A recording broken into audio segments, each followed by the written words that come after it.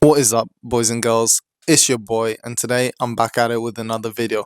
So today I'm going to be talking about books, which ones have helped me along my life. So I've been on a self-improvement journey for about 10 years now, and I want to share with you which books have changed my mindset the most, which ones have helped me grow the most, and which ones I would recommend for you guys if you're looking to improve yourself in all areas of life. So the first book is Rich Dad Poor Dad. Okay, now this book is a financial book. It is going to help you with your finances and not much else, but it is a book that is going to lay the foundational stones in place and change your mindset about money. It's not necessarily a book that's going to teach you how to become rich step by step. There are other books that teach you step-by-step guides on how to start a business or on how to analyze investments or whatever. That's not that book. That book is to help create a mindset shift in you about how you view money, okay? And change it from a money's just money, comes in, goes out, to money is a tool, okay? Teaches you about delayed gratification, and it teaches you about how to use money in the right way to improve your life rather than keep you poor and keep you, living how you have been living so far. So that's definitely a book that I'm going to recommend as number one. The second book, which I don't have here with me, is called The Like Switch. Like. Like. I'm going to put a picture up, okay? So that book is more of a psychology, social interactions kind of book, okay? So it teaches you how to talk to people, about maintaining eye contact, about body posture. If you're slouching, you're going to be a little bit more shy, whereas if you sit up straight, shoulders back, you're going to appear more confident and dominant. If you sit a bit more slouched, you're either lazy or relaxed, depending on how you interpret it, along with other signals of the body. So it's that general idea, okay? And The Like Switch is a very good book for that. It teaches you about how to communicate with people, not only through your body language, but with words, with tonality, and with, like I said, body language, eye contact, all of that stuff. So verbal and non-verbal cues. It helps you with social interactions. So I've become a lot more confident in talking to people, guys, girls, everyone, through learning some and implementing some of the tips and tricks in this book. So I definitely recommend it. The third book, and it has to be one of my favorites so far, is Atomic Habits. Okay, so this book, I'm still reading it, I haven't finished it, but I think it's the fastest I've ever read a book. Okay, I've read 3/4 of it in about 3 days. It's crazy. It's really, really good. Okay, really interesting, really easy to read as well. I'm not much of a reader, but it is very easy to read and you can get through it very quickly. It teaches you about how to create habits and loads of different strategies, but there's 4 main pillars. I'm not going to get too much into the book about what it says and what it doesn't say, because I might make another video on that and it'll make this one too long. Okay, so the 4 main pillars in this book is 1, make it obvious. So literally have whatever your habit is obvious to you. So if you want to drink more water, have a lot of water bottles dotted around your house, is one example that the book gives.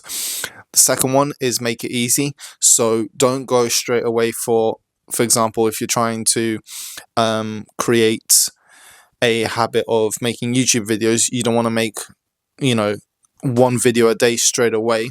You want to make it easy. Start off by making 1 a week, or start just by filming for 2-3 minutes, and then you'll get into the habit of making the videos. The next pillar of the habits is to make it appealing. So you want to make it really, worthwhile doing, like something that you'd want to do. So make it into a game kind of thing, okay, so that it gains your interest. and the last pillar is to make it satisfying. So to get a really good reward out the habit that you made. Now, most of the good habits that we want to do are hard and you don't see results straight away, so you have to give yourself something as a reward for doing it that is going to, you know, give you a little boost, a little hit of dopamine until you see the actual results of the habit that you're trying to create, because the good ones tend to have, you know, rewards later down the line, whereas the bad habits have instant gratification. But the next book that I'd recommend is How to Win Friends and Influence People by Dale Carnegie. Again, I don't have that book with me, so I'm going to post a picture up so you guys can see it. But it's a very, very good book. Similar to the second one, The Like Switch. But with Dale Carnegie's book of How to Win Friends and Influence People, it talks more about psychological tricks. So the other one is more body language and subconscious psychology, whereas the other one is also subconscious, but it's active stuff that you do that triggers the subconscious in the other people. So like using their name often, again, also about eye contact and confidence and tonality, but it's, you know, give something to get something, like a win-win situation, those kind of tricks. So it's slightly different, those two books, but they are about the same subject, but very, very good books, both of them. I'd recommend reading one and then reading the other, and then trying to implement tricks from one and the other, because they have different tricks in them, or different tools. Let's say tools instead of tricks, because you're not really tricking someone, so it's not really tricks, it's more tools of how to, you know, tap into someone's subconscious psychology and get them to like you, or at least try, because still not everyone's gonna like you. Now, the fifth book is also a very good book, but it's on a very different spectrum. Okay, it's called The Subtle Art of Not Giving a Beep. So it's a very good book because it teaches you how to stay calm in situations, how to have a bit more emotional intelligence and emotional control. Okay, so that one's helped me a lot, because I've had situations where I lose my beep quite a bit, and it's also a very good book for not sweating the small stuff. Okay, so not getting overstressed over little things that you can't control, that sort of thing. It's a very good book for those areas of, you know, tapping into your own psychology this time, and you know, keeping control of your emotions, keeping a good understanding of how you're feeling, not allowing things to build up and to get to you too much. It's a very good book in those areas. The next book that I definitely recommend is Everybody Should Know This by Dr. Federica Amati. So this book is more about health and nutrition. So I used to be a personal trainer. I still do a little bit of personal training with friends, family, a little bit online, that sort of thing. So this book is very good in terms of teaching us what foods and what nutrition can do for us in terms of our bodily functions, in terms of our strength, in terms of giving us the right tools in our body physically to be able to do what we need to do on a daily basis. Okay, so different vitamins and minerals, they play different roles in our energy levels, they play different roles in our health, they play different roles in our skin, our hair, our nails, all these areas. So the book talks about all these roles that the vitamins play and how important they are. And then obviously it talks about the macronutrients, you know, the fats, the protein, the carbs, the things that us personal trainers, you know, hammer into people all the time.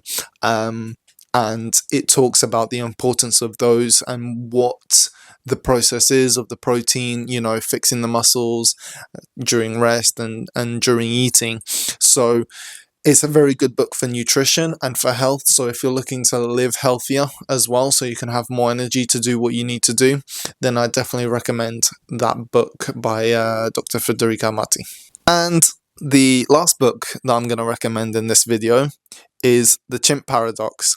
Okay, so this book, and I'm going to sound like a nutter now, but this book is also about, how to deal with stress, how to not let things overwhelm you, how to put things aside, how to trick your mind into doing things it doesn't want to do. Again, similar to the bad habits and good habits, and all the 4 pillars from Atomic Habits. It talks about those things as well, and it talks about how to live a happier, more chilled out life and become more successful in general just through changing your mind, changing your mindset on things, changing the way you view things, and just, twisting the psychology a little bit inside your head. Because we do have our primal brain and we have our human brain, and sometimes when things get too much, our primal brain takes over and we just boom, lose it, do whatever we need to do, don't care about the consequences and all that sort of stuff. So that book by Professor Steve Peters is very good. It's called again, The Chimp Paradox, Mind Management. So it's about how to manage your own mind, your primal brain primarily, and also about changing your mindset and your point of view on things, because we have our chimp brain, primal brain, and we have our human brain, which is the normal day-to-day logical thinking brain. And those 2 brains can clash, and it just talks about how to understand it and how to get, beyond your struggles. Again, I might do a video on that book or the principles of that book, and how to help you guys, think clearer and do better in life. So I'm not going to talk about it too much, but those are the books that I definitely recommend the most. From 10 years worth of self-improvement, guys, I've been reading books, I've been watching YouTube videos, I've been experimenting with different habits and different routines and different techniques, and I've learnt quite a lot. So these are the books that I'd recommend, and if you implement, say one thing from each book, read one book per month, implement one thing, read the next book the next month, implement that one thing from that other book, you'll become, a little bit better each day. And then revisit those books. There's no harm in revisiting books. There's some books that I've read 2 or 3 times and trying to implement something else. I hope you enjoyed that video, guys. I hope it was helpful. Leave a comment, subscribe, and I'll see you in the next one. Peace.